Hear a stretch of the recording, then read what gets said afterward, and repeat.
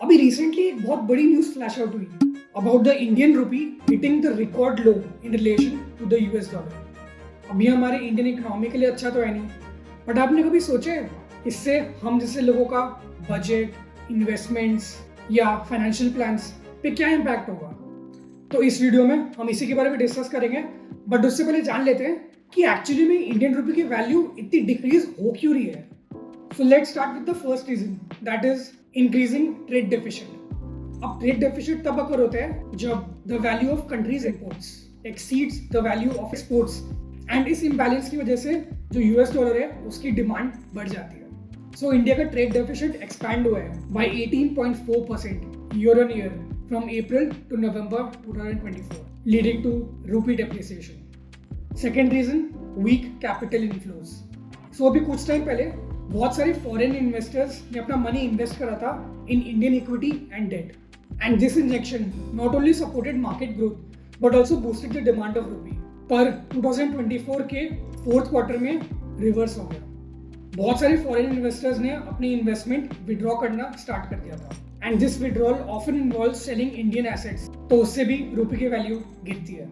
Third reason, global economic policies. अब जो US का फेडरल रिजर्व है that plays a significant role in the upward valuation of US dollar.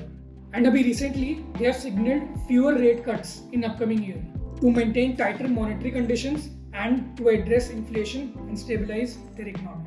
अब interest rate cut करने से वहाँ के loans cheaper हो जाएंगे. This approach makes US assets more attractive to investors, therefore increasing the demand of US dollar. See, I have an announcement. हम लोग ने अभी recently analytics देखा, and we saw that majority of you people who watch our videos, you don't subscribe.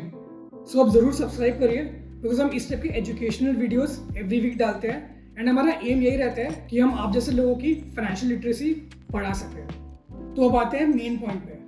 अगर Indian rupee की value कम हो रही है तो उससे आप पे क्या इम्पैक्ट पड़ेगा?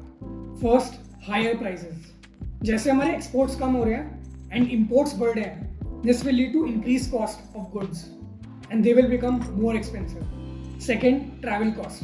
अब रूपी की वैल्यू डेप्रिशिएट होने की वजह से जो भी लोग इंटरनेशनल ट्रैवल कर रहे हैं उनके लिए now it will be more costlier due to unfavourable exchange rates. Third, investment considerations. अगर आपने किसी फॉरेन एसेट्स में इन्वेस्ट करा हो तो currency fluctuations can impact your returns, because a depreciating रूपी may amplify returns on foreign investments when converted back into the local currency, but it also carries risk if the trend reverses. Fourth, higher expensive abroad education. अब अगर Indian rupee की value depreciate होगी, so that means आपको और पैसा खर्च करना होगा when you convert it to the other currency. अगर आपको इस टॉपिक के बारे में और इन डेप्थ जानना है तो डिस्क्रिप्शन में हम लोगों ने एक ब्लॉग दे रखा है, वो आप चेकआउट कर सकते हैं।